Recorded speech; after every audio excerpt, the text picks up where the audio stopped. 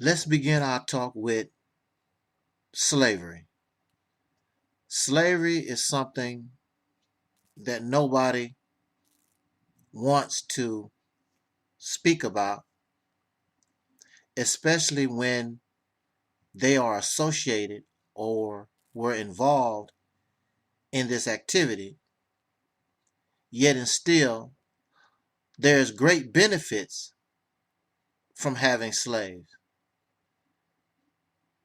You can get all your water, somebody can cook your food, and you don't have to do any work because of a slave.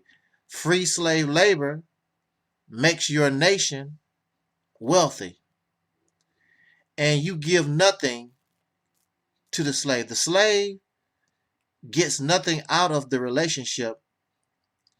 It's a 1000% parasitic relationship. The same thing or the same relationship that a dog has with fleas. The fleas suck the blood of the dog and gives the dog nothing. In fact, the fleas can actually give the dog a disease like heartworm. There is no benefit for the dog. There's no benefit for a slave. When we look at history,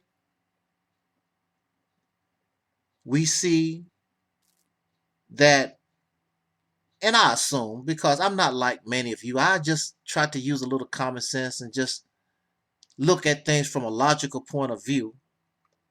But I figured that the first slave was plants. Human beings learn how to manipulate and get plants to serve their purpose. The domestication, you call it GMOs now, genetically modified organism, but it's slavery, domestic slavery. And then once you master plants, then the human being went on to make slaves out of animals, the horse, the dog, cat, pigs, sheep, camels, etc., etc. And that was not enough, because somewhere in time there was individuals who became corrupt, and they began to view themselves as better than perhaps the weaker partner, which would be woman.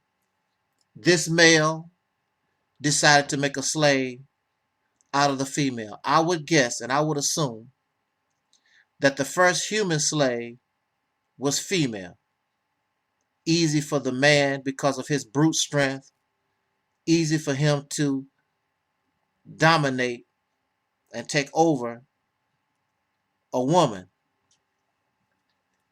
So the first slave, I would imagine, was females, was women.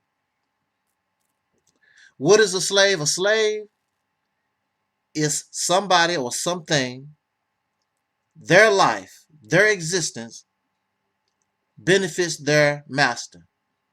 There is no benefit in the relationship, as we said prior. There is no relationship or in this benefits in this relationship, rather, for the slave. According to patriarchal history, and we have no, to my knowledge, we are not taught matriarchal history. If it is, it's been hidden. We don't know anything about it. We are taught about patriarchal history. And in this patriarchal history, regardless of race, all over the earth, you will find that men oppress women.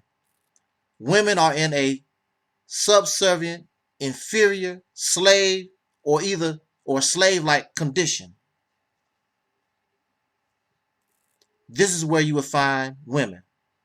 And this has been going on for hundreds and hundreds of years. As far as patriarchal history, that is the position. I have not been taught no patriarchal history, whereas there was true equality, and they talk about Egypt, but there was no true equality between men and women. It was patriarchal, and men ruled. It's all about the rule of men. Matriarchal is the rule of women. Patriarchal, and we all know that patriarchal civilization and society is very violent and corrupt. It produced what we are living in right now to this day. Never-ending wars, murder, rape. This is what we get under patriarchal civilization and society. It is rule under men that created, not women. It would be stupid for women to do it. So clearly men are the ones that created prostitution, the world's oldest profession. It is not a profession, it is exploitation. But when you put women in a position where they can't work, they cannot take care of themselves, then they have to do what they have to do in order to try to survive, and their opportunities are limited. And a woman is not allowed to work like that, but the male, these corrupt, bastard, wicked men, but they allow a woman to engage in prostitution. Mind you, because it benefits men. It's all about the man. It's all about men. Prostitution, strip clubs, that's a benefit to male lust, to male ego. It's all about men to show their domination. I'm going to make you naked. I'm going to pay you for your body. And it's humiliating and disgusting. This, of course, was created by men. The word whore, slut, bitch, these are the words created by men. These were not words created by women. These words were not created by the victims of prostitution and rape and murder by men.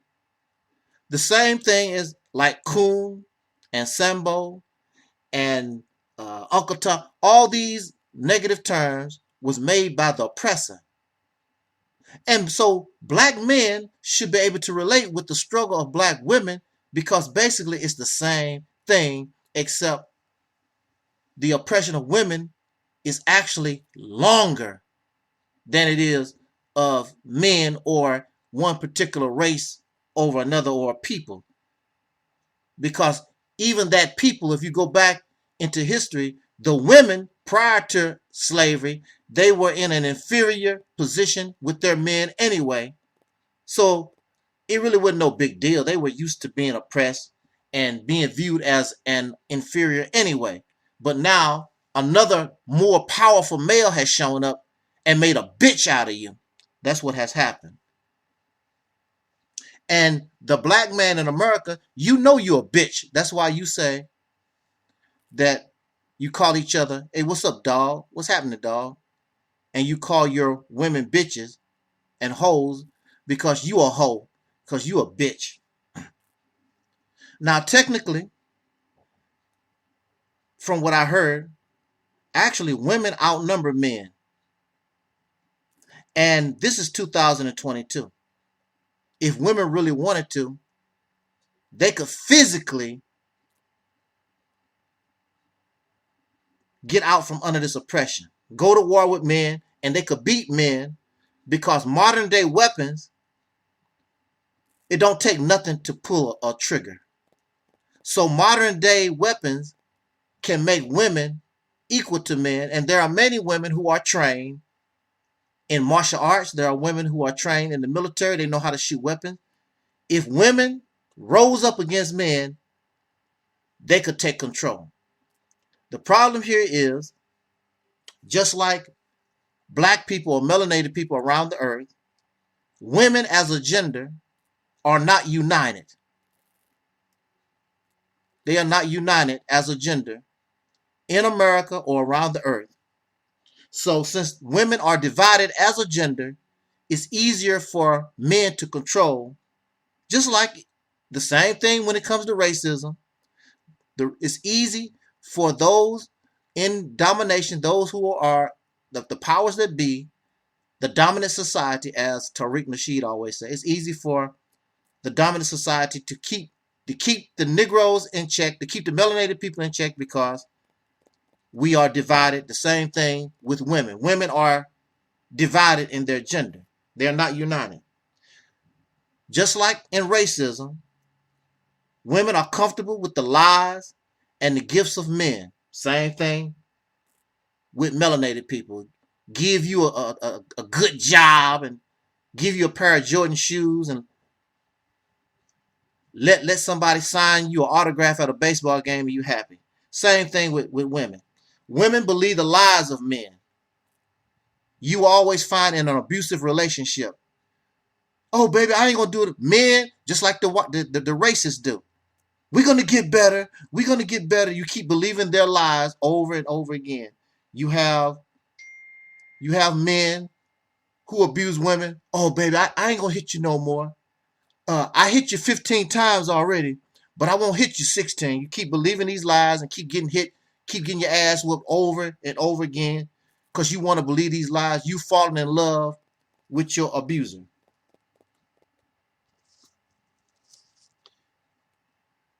Like I said before, if women were united, they actually could rise up and physically take men out of control with modern day weapons. But you will see, and I brought this up to give an example, the only reason why women have some of the rights that they do to this day, since they refuse to rise up, because actually, again, women could beat the hell out of men with modern day weapons if they were united. You don't have to take the oppression. You don't have to take the glass ceiling and all these limitations that men put on the female. You don't have to tolerate that. But the only reason why women have some of the rights and things that they do is because women have used the tools that men allow them to have, voting and other avenues, in order for them to get or have some of the rights that they have today. And that's all Operation Exodus Mississippi campaign is about. Operation Exodus Mississippi campaign, since we know that you're not in a position to physically go toe-to-toe with your oppressor and make demands, you're not going to roll like that, then your best avenue, your best option is to use the tools that your oppressor allow you to have. That's all it is. It has nothing to do with your personal religion, your beliefs, your ideology. It's only about putting you in a better place. When you look at the women's rights movement or even feminism, they don't go around trying to spread some kind of religion or ideology. It is about, we have an oppressor, and how are we going to do, what are we going to do in order to get this oppressor off our back, make our lives better. That's what it's all about. That's what liberation is about. What's the sense of us to liberate ourselves just to go into the hands of another slave master, another slave owner? That defeats the purpose of being liberated. So, Operation Exodus Mississippi campaign, use the tools that your enemy gives you, even if it's physical. Use the tools that your oppressor allow you to have in order to benefit yourself, in order to liberate yourself from out of an oppressive situation. It's very easy. It's not complicated. It's very simple. Those who don't like the truth try to make things more complicated than what they are, because they want to continue to live comfortable in their oppression. I thank you for listening. I dedicate this brief talk to all the mothers out there on this Mother's Day 2022. Peace and respect.